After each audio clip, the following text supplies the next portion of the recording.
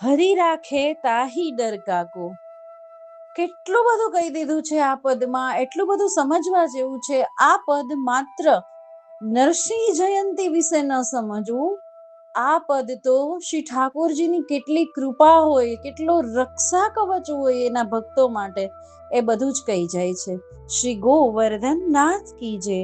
હરી રાખે તાહી ડર કાકો.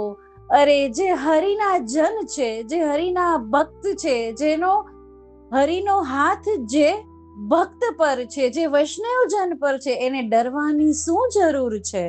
હરી રાખે તાહી ડર કાકો. કેનો ડર આપણને? ન કાલનો ડર, ન બીજો કોઈ ડર, ન ભૂત પિશાચનો ડર, ન ડાકીનીનો ડર, ન કોઈ ગ્રહોનો ડર. હરી રાખે તાહી ડર કાકો. મહાપુરુષ સમર્થ કમલાપતિ, નરહરીશો ઇસહે જાકો. શું કહે છે? મહાપુરુષ એટલે કે પુરુષોમાં મહાન, સમર્થ કમલાપતિ, જે સમર્થ છે. કોણ? કમલાપતિ એટલે લક્ષ્મીના પતિ, વિષ્ણુની વાત કરે છે. નરહરીશો, જે નરસિંહ અવતાર લઈને આવ્યા છે. ઇસહે જાકો, જેના પ્રભુ આવા છે. અરે નરસિંહ અવતાર તો વિષ્ણુનો એક અવતાર છે. જ્યારે આપણા પ્રભુ શ્રી કૃષ્ણ તો 16 કળાએ સંપૂર્ણ છે, પૂર્ણ પુરુષોત્તમ છે. એક કૃષ્ણ અવતાર જ એવું છે જે 16 કળાએ પૂર્ણ છે. તો નરસિંહ અવતાર લઈને આવ્યા, એ આટલું ધ્યાન રાખે છે પ્રહલાદનું, એના માટે આટલો કષ્ટ વેઠ્યો છે. તો આપણી માથે તો કોણ ગાજે છે? શ્રી વલ્લભ ગાજે છે, શ્રી રાધે રાની ગાજે છે, શ્રી કૃષ્ણ ગાજે છે. તો આપણે શેનો ડર?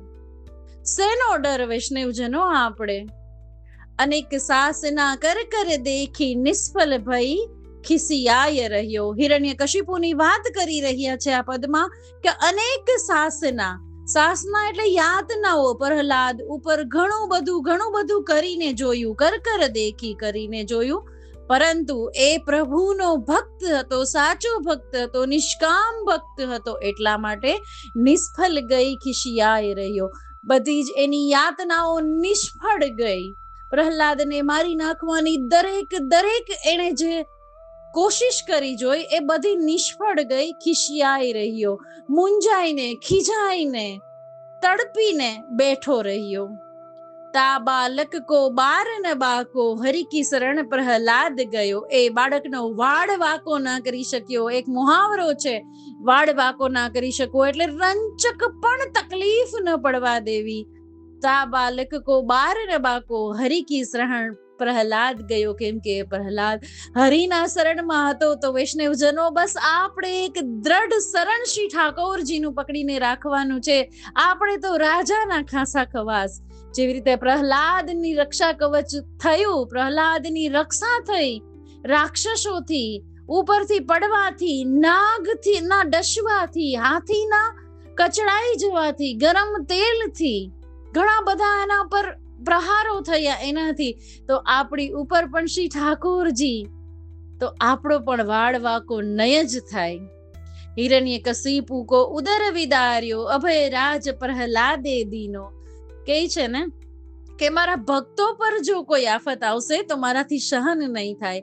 ખૂબ આફત આવી પ્રહલાદ પર, પછી પ્રભુથી સહન ન થયું એટલે વિષ્ણુનો એક અવતાર ધારણ કરીને નરસિંહ આવે છે, પ્રગટે છે, અને હિરણ્યકશિપુનો ઉદર વિદાર્યો, હિરણ્યકશિપુને ખોળામાં લઈને ફાડી નાખે છે, એના આંતરડાનો હાર બનાવીને પહેરે છે. અભય રાજ પ્રહલાદે દીનોને, પ્રહલાદને હંમેશા માટે અભયતાનું પ્રદાન કરે છે. પરમાનંદ દયાલ દયાનિધિ, પરમાનંદ દાસની રચના છે અને કહી રહ્યા છે કે દયાળુ છે, દયાનિધિ છે, ઠાકોરજી કૃપાના સાગર છે, ભગવાન ખૂબ કૃપાળુ છે.